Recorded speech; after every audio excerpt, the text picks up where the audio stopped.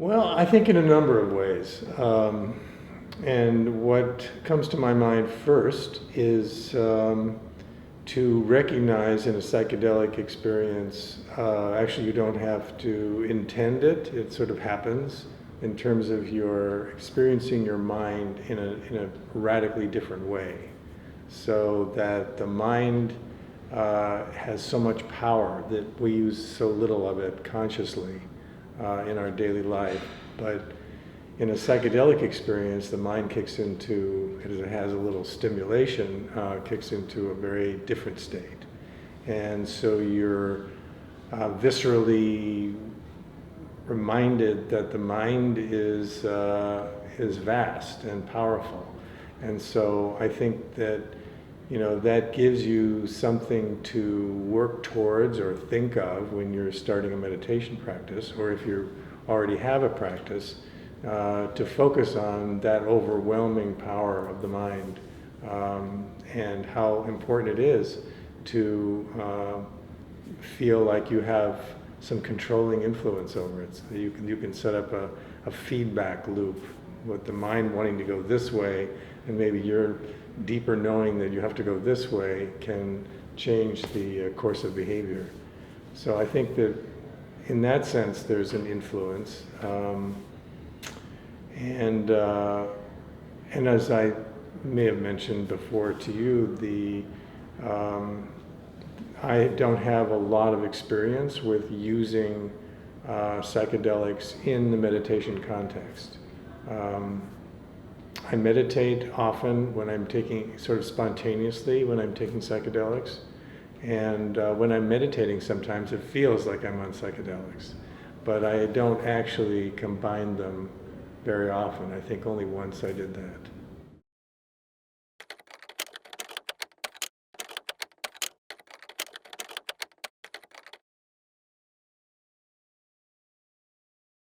Well, it's hard to know because the Buddhist experience, my training in Buddhism, although I trained afterwards much harder, was preceded my use of any psychedelics. So unlike most people, I think it's safe to say, I came to psychedelics through Buddhism, whereas most people go the other route. I don't think I've met too many people that came to it the way I did. I had a psychedelic experience in a Buddhist context without any psychedelics. It was very powerful, heart-opening, amazingly joyful, and radically different state of mind than I had ever had. And it faded away over a 3-month period or so. It was after a 10-day meditation retreat, my first one, and in Sri Lanka. And it was really an extraordinary experience to feel, well, actually what made it most extraordinary is that it felt so good. I felt just like top of the world. I just felt so happy and healthy and grateful, and so that feeling itself was just indescribable. And I noticed when I had eye contact with someone, I immediately opened a heart connection. My sense of kinship with flowers and trees and plants and even the weeds was distinct and noticeable. I felt just a connection, seeing ants traveling together on the wall of the monastery, and they stop and communicate and then they go on. And it was just, I was immersed in these natural other lives, But first, more than almost 2 weeks, in other words, most of the time, I was miserable. I did not have a background with sitting. Sitting meditation was new for me. So every bone in my body was just aching. And I was upset about the dirt, and I was sleeping on a board with a musty blanket, and there were ants on the walls, and I couldn't talk to anybody because it was a silent retreat, and the food was stewed greens with no seasoning first thing in the morning at 6:30, and the same stewed greens at lunch and no dinner. I was really not a happy camper at all. So it was a big shock to wake up the morning of the last day into another world. And so I wanted to know what that was. And that's why when I went back to the States, I got a Buddhist teacher, and I entered into a master's program academically to study Buddhism, and I wrote about it. I was feverishly trying to discover what that was that I experienced and try to bring it back, but I failed to have it come back again. And then I met Terence McKenna, who I interviewed for, at the time I had a column in a newspaper called the LA Weekly. And he accused me of being an armchair Buddhist. And he said, you have to drink the Dharma, you know. So I resisted it, but he was very engaging. And so we became friends. And he did prepare some mushrooms for me to take. And I'm glad it wasn't his kind of dose. But it was a very pleasant experience. And I touched that state of mind that I was in Sri Lanka.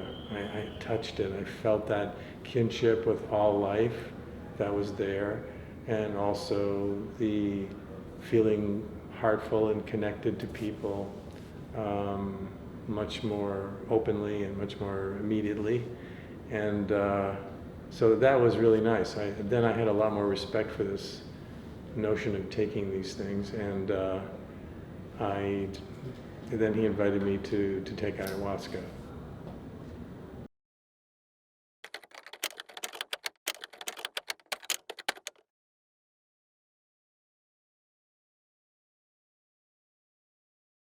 Yeah, no, I wouldn't value one over the other. I have a lot of respect for people who had no experience with psychedelics particularly, and engaged in a meditation practice and studied hard and practiced faithfully.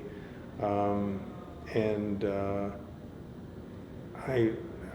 know other people who came at it through psychedelics, mostly through psychedelics, people who had experimented quite readily with different substances, LSD, mushrooms, usually notably, and then they thought that to sustain them in that state of mind, that they would start a meditation practice. And so I don't really judge any of this. You know, it's for everybody has a different gateway. Everybody has a different key for their lock. So, you know, it's really, but I do think they're both really powerful pathways. With a meditation practice, you have heightened awareness, period. And so if you were to take a psychedelic with, you know, well-intended, on an empty stomach, using all the proper pathways and methods to prepare yourself, then you're going to have a much more powerful experience in your meditation.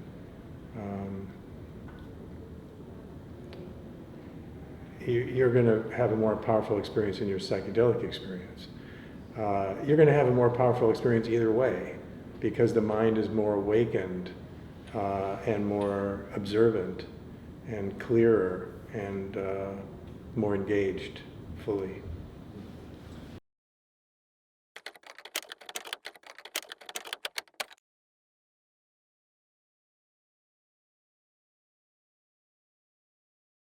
The bad trip, so-called bad trip, is oftentimes essentially a very good trip, because it's giving you information that you didn't want to face in your normal state of being.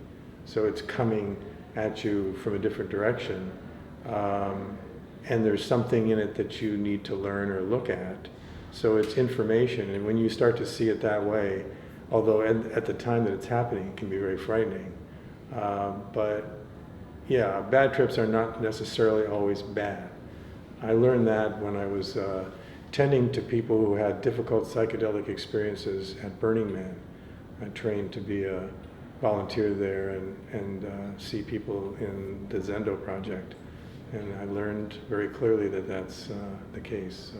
And also, I think when you have a meditation practice and you've trained your mind in some ways to be more focused, more clear, and more directly manageable with your intention, then you're going to have a richer psychedelic experience too, because you're more aware of what's happening in your mind.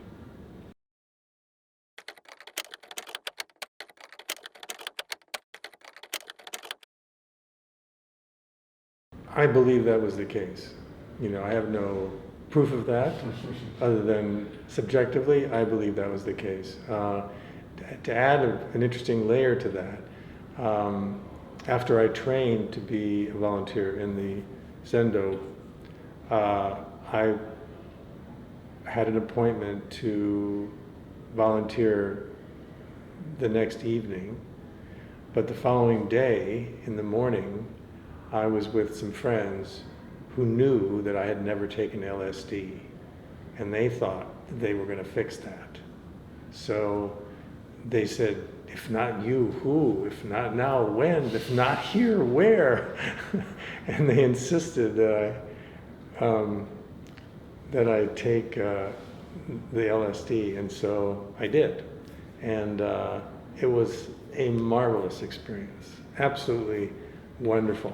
And it also touched that feeling that I had in Sri Lanka, just under the influence of Buddhism and meditation. So before I knew it, of course you go into a timeless state on LSD quite often. It's hard to keep track of time. And so I noticed, oh my God, I have to report to the Zendo. And then I realized that there was a rule that you weren't supposed to be under the influence of any psychedelics when you were working, which makes sense, but I hadn't timed myself well and I hadn't thought through this whole thing. I hadn't planned on taking LSD that morning, so I was still pretty much in the thick of it. I was still very active in my system, and I showed up. And I talked to the doctor there who noticed my eyes and said, are you on anything? And I told him what happened. But I said to him, I really deeply feel that in this state that I'm in, that I can actually serve the purpose even better. Because my judgmental, subjective mind is going to be quieter, and I'm going to be more compassionate, more empathetic, and more satisfied with just listening instead of talking.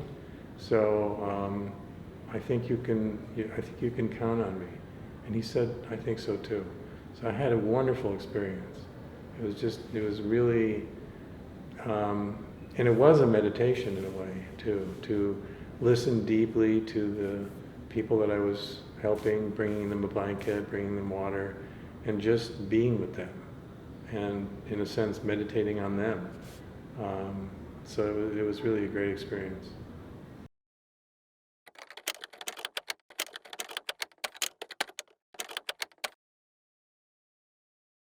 Not necessarily. I think that people who don't have a practice like that, yoga or meditation or anything, and then they take psychedelics, the variety of different possibilities and outcomes is still quite wide. And in that possibility, there can be an insight that is facilitated by the psychedelic to do that kind of work, to practice mindfulness and become more aware and more observant of yourself and the world around you. So I think that's something that's kind of a gift that you can get from psychedelics also. And clearly that was the case for so many people who practiced taking psychedelics a lot, but had no training in meditation, etc., until after quite a few psychedelic journeys sustained over a period of time, realized that they for a variety of reasons. Also, the political and social atmosphere was starting to change, in the late 60s and the 70s. So people thought this might be a way to have a calmer, more reliable, more, less dangerous way to alter their minds. And that clearly happened. So I think it's possible to have a really good outcome, without necessarily having had a prior meditation practice. Stan Groff was actually a psychedelic therapist, the first in the country, and was doing therapy with psychedelics, with LSD and other psychedelics in a federal state hospital, So he was like right there in the seat of power, using this methodology, and then the whole thing just went, sour. And anybody had any thoughts about psychedelics, they had to keep it to themselves, and it was, it became criminalized. So then he had to move to another modality, and that's when he employed, although he did employ breath work with the psychedelics as well, but he amped up the work with breath to get the results that he was looking for. And the other thing is, when I was preparing to work on Zig Zag Zen, I was interviewing, I made it a point to try to interview every single American-born Buddhist teacher of any recognition, of any note at all. And there were, a lot. And many of them I asked them to write an essay for the book. Others I just interviewed, but unanimously, all of them, and without any exception at all, had psychedelic experiences before they became Buddhist teachers.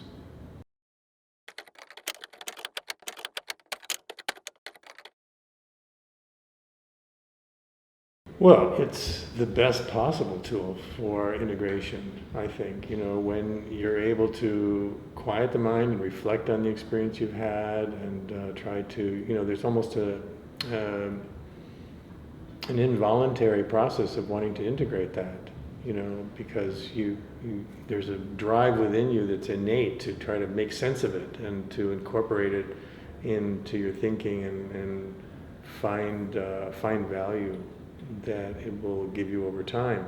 So it's a very powerful tool for integration after the psychedelic experience. Absolutely. I can't think of anything better, And also with a trained integrational therapist, they can just work wonders.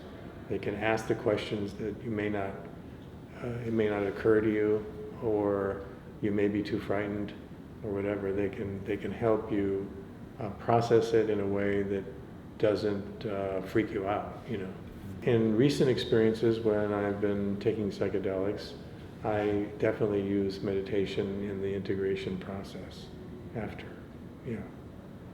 without exception.